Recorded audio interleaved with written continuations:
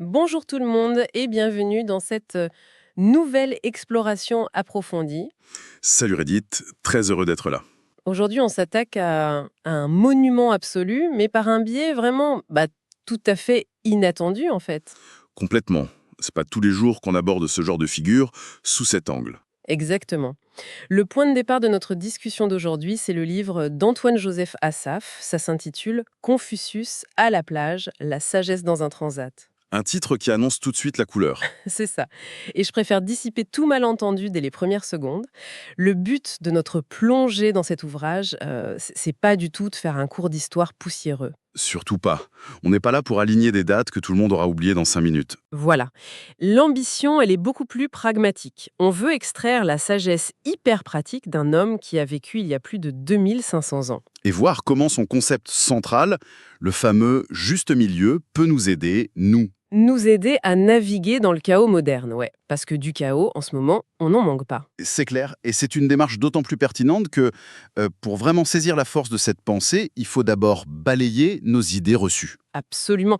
Faut vraiment effacer de son esprit cette image un peu mièvre, disons-le, du vieux sage immobile. Le cliché du vieux monsieur avec sa longue barbe blanche qui sourit paisiblement à l'ombre d'un cerisier en fleurs. Voilà, c'est pas du tout ça. Le texte d'Assaf a ce grand mérite de nous replonger dans la réalité brutale de l'époque. On est dans ce que l'historiographie chinoise appelle la période des printemps et automnes. C'est un nom qui sonne super poétique d'ailleurs. Très poétique, ouais. Mais derrière, c'est un cauchemar géopolitique absolu. C'est une ère de guerre féroce, de massacres à grande échelle. Les royaumes se déchirent littéralement. Les seigneurs de la guerre s'entretuent pour la moindre parcelle de pouvoir. Exactement. Les trahisons à la cour sont l'alarme et les populations, les paysans surtout, vivent dans une misère et une insécurité totale. Et face à un point fondamental pour ceux qui nous écoutent, la philosophie confucianienne ne naît pas dans le confort d'un salon feutré, elle naît littéralement au milieu d'un bain de sang. C'est exactement ça. Promettre de ramener l'harmonie dans un tel contexte de brutalité, franchement, ça frôle la folie. Et c'est ce qui rend le personnage historique encore plus fascinant, je trouve. Bon, oui, complètement. Bon, décortiquons tout ça un peu. En lisant les sources de notre analyse d'aujourd'hui, on découvre un Confucius qui n'a rien à voir avec le rat de bibliothèque chétif qu'on imagine. On est loin de là, oui. L'homme qu'on appelle Kong Tsiu, dont le nom sera plus tard latinisé en Confucius par les jésuites au XVIe siècle, c'était quelqu'un de physiquement très imposant. Les textes parlent d'un gérant, non? Ouais, les sources anciennes décrivent un homme mesurant autour de 2 mètres. 2 mètres? Ouais. À l'époque, ça devait être colossal. Un vrai colosse, oui. Et c'est pas un hasard, parce qu'il est issu d'une véritable lignée de guerriers. C'est une noblesse militaire, où le maniement de l'épée et la force brute, c'était vraiment les vertus cardinales. Donc on a ce colosse, descendant de militaires, qui grandit dans un monde ultra-violent. Et face à ça, c'est quoi sa réaction? Parce que le livre mentionne un détail troublant sur son enfance. Ah oui, l'anecdote de ses 6 ans. C'est ça, ouais. Dès l'âge de 6 ans, alors que les autres enfants jouaient à la guerre, le jeune Confucius, lui, s'amusait à reproduire avec une précision maniaque les rites funèbres. Et les cérémonies de la cour, ouais. C'est quand même super étrange pour un enfant de cet âge, non? C'est étrange si l'on ne comprend pas le sens profond du rite pour lui. Ce choix très intime, très précoce, c'est sa réponse directe au chaos qui l'entoure. Hmm. Très vite, il intériorise l'idée que répondre à la violence par la violence, ça ne fait qu'alimenter un cycle destructeur sans fin. La fameuse roue de la violence. Exactement. Sa parade contre la brutalité des seigneurs de la guerre, c'est pas de forger de meilleures épées, c'est de restaurer le rituel, l'ordre symbolique et la courtoisie. Le rite, dans son esprit, c'est vraiment ce qui coule le tissu social. Sans lui, la société se déchire. Et le livre d'Assaf illustre d'ailleurs cette recherche constante d'équilibre par une image super frappante. Laquelle? L'analogie du seau d'eau. Face aux mandarins à la cour, Confucius comparait le bon gouvernement à un simple seau suspendu, rempli d'eau exactement à la moitié et placé bien en évidence au centre de la salle du trône. Ah oui, c'est l'allégorie parfaite du juste milieu. La mécanique de ce seau est d'une précision redoutable. Vas-y, explique-nous ça. Eh bien, s'il est rempli à ras-bord, la moindre petite secousse fera déborder l'eau. C'est la métaphore de l'hubris, de l'excès de pouvoir. L'arrogance du dirigeant tyrannique, quoi. Voilà. Et ça finit toujours par provoquer une révolte. Et à l'inverse, si le seau est vide, il est instable, il est ballotté par le moindre courant d'air. Ça, c'est l'image de la faiblesse, de l'impuissance politique qui laisse la porte ouverte aux factions. On peut tout à fait imaginer un chef d'entreprise aujourd'hui, s'il est dans le micromanagement total, hyper autoritaire, l'entreprise déborde de stress et tous les talents s'en vont. Exactement. Et s'il est totalement absent ou laxiste, c'est l'anarchie. Trouver cette ligne de crête, maintenir l'eau exactement à la moitié, ça demande une tension et une vigilance de tous les instants. Et d'ailleurs, le moins qu'on puisse dire, c'est que Confucius a lui-même expérimenté la difficulté d'appliquer ça dans la vraie vie politique. Oui, il faut bien comprendre qu'il n'est pas resté dans la théorie. Il a exercé le pouvoir. Il a été ministre, c'est ça? D'abord gouverneur de la ville de Zhongdu, puis carrément ministre de la Justice du royaume de Lu. Et son mandat a été un succès retentissant. Chute de la criminalité, retour de l'Havre. Tout à fait. Mais sa rectitude morale et son intransigeance face à la corruption, ça en a fait une cible. Il refusait de plier face aux intrigues de palais. Ce qui lui a coûté sa carrière. Les luttes d'influence l'ont poussé vers la sortie, le condamnant à un exil particulièrement éprouvant. 14 ans d'errance. 14 ans à parcourir des routes poussiéreuses, accompagné de quelques disciples fidèles. Les sources décrivent des moments où il frôlait la famine, ou échappait de justesse à des assassinats. Et cette période d'exil, c'est le véritable creuset de sa philosophie. C'est là que la théorie se heurte à la dureté du réel. C'est l'épreuve du feu. Ouais. Et ce qui ressort des textes, c'est son incroyable résilience psychologique. Il n'y a aucune aigreur chez lui. Et il y a cette anecdote savoureuse dans le livre à ce sujet. Un jour, il est séparé de ses disciples. Il attend à l'entrée d'une ville, couvert de poussière. Des passants se moquent de lui et le comparent au chien d'une famille en deuil. C'est une insulte très violente à l'époque. Ça le dépeint comme pathétique, sans maître, et sa réaction est sidérante. Quand ses disciples le retrouvent et lui rapportent la moquerie, il éclate de rire et dit que la comparaison est tout à fait juste. Ce rire, c'est une formidable leçon de détachement. Il prouve que Confucius ne tirait pas sa valeur des honneurs de la cour. Son ego ne dépendait pas de l'opinion des autres. Exactement. Il avait bâti une forteresse intérieure. S'offusquer, ça aurait signifié donner du pouvoir à des passants ignorants. Ce calme, c'est la définition même de la force morale qu'il enseignait. Une force morale qui est la clé de voûte de sa vision du leadership. D'ailleurs, le texte s'attarde sur une autre de ses grandes métaphores, l'étoile polaire. Ah oui? Confucius dit que gouverner, dans l'idéal, c'est être comme cette étoile. On reste immobile, fermement ancré, et toutes les autres étoiles s'ordonnent et tournent autour naturellement. Ce qui est fascinant ici, c'est que c'est un renversement complet de la conception classique du pouvoir. C'est clair. Pour Confucius, le pouvoir ne s'exerce pas par la coercition ou la menace. Il s'exerce par attraction. C'est la vertu du dirigeant, ce principe d'humanité qu'il nomme le Ron, qui inspire le peuple. Si le dirigeant est droit, le peuple aura honte de mal agir. Et s'il est corrompu, aucune loi n'empêchera les gens de tricher. Ce qui l'amène à définir un concept social révolutionnaire pour l'époque, le junzi, souvent traduit par gentilhomme ou homme de qualité. Ou même le prince. Mais ce n'est pas du tout une question de lignée. C'est même une attaque directe contre le système féodal. Avant lui, la noblesse, c'était le sang. On essaie prince ou paysan. Lui, il vient dynamiter ça en instaurant une vraie méritocratie morale. Donc la noblesse s'acquiert par le mérite. Par l'étude, l'effort sur soi-même et la grandeur d'âme. N'importe qui peut devenir un junzi s'il y travaille avec acharnement.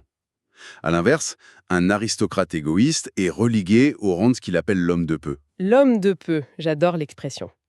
Et pour élever les individus vers ce statut, il y a un outil central qui peut sembler étrange aujourd'hui, les rites, le fameux lit. Oui, le lit. Aujourd'hui, on pense étiquette. Quelle fourchette utiliser à un dîner? Mais pour lui, c'est une affaire d'État. Le livre donne cet exemple d'un chef de clan qui s'était approprié des hymnes et 8 rangs de danseurs lors d'une cérémonie. C'était réservé à l'empereur. Le fils du ciel, oui. Confucius en est horrifié. Mais pourquoi une simple histoire de chorégraphie est-elle si grave politiquement? Parce que dans la logique confucienne, la forme est le fond. Falsifier un rite, c'est une déclaration d'intention. C'est le début de la tyrannie. Exactement. Si un chef de clan s'octroie les symboles de l'empereur, il ne reconnaît plus sa place dans la hiérarchie. L'esthétique et l'éthique sont indissociables. Si l'on ment dans la musique, on mentira dans les traités de paix. Un désordre musical annonce un coup d'État. Toujours. C'est fascinant, cette exigence de cohérence entre actes et paroles. Et ça commence par le rapport à la vérité. La source mentionne son équation du savoir. Savoir ce qu'on sait et reconnaître ce qu'on ne sait pas. Ça rappelle vachement Socrate. Absolument. Cette humilité intellectuelle est la base de tout apprentissage. On ne peut pas remplir une tasse déjà pleine. Celui qui refuse d'avouer son ignorance stagne.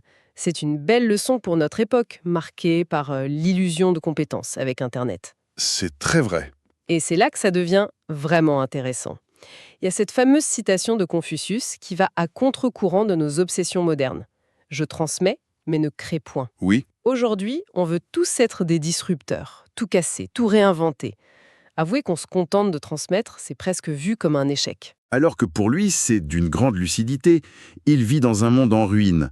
L'urgence n'est pas d'inventer des théories abstraites, mais de sauver la sagesse des anciens qui a déjà fait ses preuves. Bâtir sur des fondations solides. Voilà. L'innovation à partir de rien est une illusion dangereuse. Et il prenait ça tellement au sérieux qu'il était super exigeant avec ses disciples. Il exigeait un enthousiasme ardent. Il y a cette scène où son disciple Yu joue de la cithare et Confucius lâche une critique subtile. Yu est entré dans la maison, mais il n'est pas encore dans la chambre. C'est redoutable comme critique.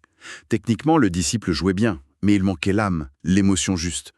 L'étude n'est jamais gratuite. Ça ne sert à rien d'accumuler du savoir académique si ça ne mène pas à l'action civique. Exactement. Et ça rejoint le concept de réciprocité, l'empathie, le chu, ne pas faire à autrui ce que l'on ne voudrait pas subir. La règle d'or. Simple à formuler, mais qui demande une vie entière pour l'appliquer. Une règle qui a déclenché une véritable guerre des idées après la mort du maître. Ah oui, si l'on relie ça à la situation dans son ensemble, l'héritage est complexe. Après sa mort, les débats explosent entre ses héritiers spirituels. Mencius d'un côté, Mencius, oui, l'idéaliste. Pour lui, la nature humaine est bonne, comme l'eau qui coule vers le bas. Il dit que nourrir le peuple prime sur la guerre. et de l'autre côté, Sun Tzu ou Xuanzi. Beaucoup plus cynique et réaliste. Il affirme que la nature humaine est mauvaise, dominée par l'avidité, et qu'il faut une éducation rigoureuse pour la tordre et la rendre morale. C'est fou à quel point ce débat résonne avec nos propres clivages politiques modernes. Même si, bien sûr, en tant qu'observateur, on reste strictement neutre là-dessus, on ne fait que rapporter les textes. Bien sûr. Et ces débats internes sont presque fraternels comparés aux attaques extérieures. Tu penses à Maudit? Mo-Tzu, oui, l'ennemi juré qui détestait les rites et la musique de Confucius. Lui, il prônait l'amour universel. Ce qui a l'air génial sur le papier, mais la logique est implacable. Pour aimer tout le monde de manière égale, il faut refuser d'aimer sa propre famille plus qu'un étranger. Ça détruit la base de la société confucienne. Maudit atomise la société. L'individu se retrouve seul, voué à l'État. C'est l'amour universel utilisé pour justifier une dictature totalitaire et utilitariste. Et cette opposition féroce a même pris la forme d'une persécution sanglante. C'est dramatique ce qui s'est passé sous la dynastie Qin. La dynastie du premier empereur conseillé par les légistes. Les légistes, c'est l'efficacité implacable, le pouvoir par la terreur légale. C'est ça. Exactement. Et les lettrés confucéens deviennent l'ennemi public numéro 1.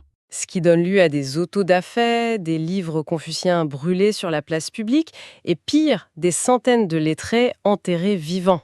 On a vraiment cru que la doctrine de Confucius allait disparaître à tout jamais. Mais elle a survécu. Et c'est ça qui est incroyable. Grâce à la mémorisation, les disciples avaient tout appris par cœur. Et dès la dynastie Han, c'est la résurrection. Le confucianisme devient le socle de l'administration impériale chinoise, puis il frappe l'Occident.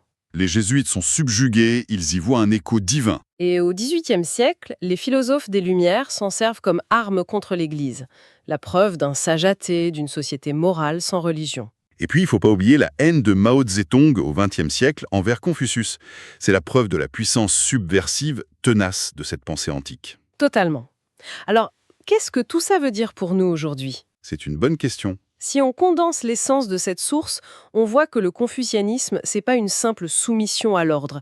C'est une philosophie de l'effort constant. Du juste milieu et de l'humanité face aux tragédies de l'existence. Pour terminer, je crois que tu voulais nous laisser sur une image assez provocatrice tirée des textes. Oui, je voulais évoquer l'idée de l'action immobile. Que ce soit Sun Tzu ou Mencius, ils dépeignent le sage parfait comme un archer magistral. L'archer accompli. Il tient son arc bandé à son paroxysme, l'attention est absolue, la posture impeccable. Mais il ne décoche jamais la flèche. Sa seule vertu rayonne, sa compétence maintient l'ordre sans jamais libérer la violence. C'est une allégorie vertigineuse. Et la question finale laissée en suspens pour nourrir la réflexion de ceux qui nous écoutent, c'est dans notre monde obsédé par la production frénétique, par le bruit et l'action visible à tout prix, est-ce que notre plus grand pouvoir d'influence ne résiderait pas plutôt dans notre capacité à faire preuve de retenue? Et à cultiver notre propre force morale en silence. Garder l'arc bandé sans céder à l'impulsion de tirer. Voilà de quoi réfléchir. Un grand merci d'avoir exploré ces textes avec nous aujourd'hui. Et à la prochaine! À très bientôt!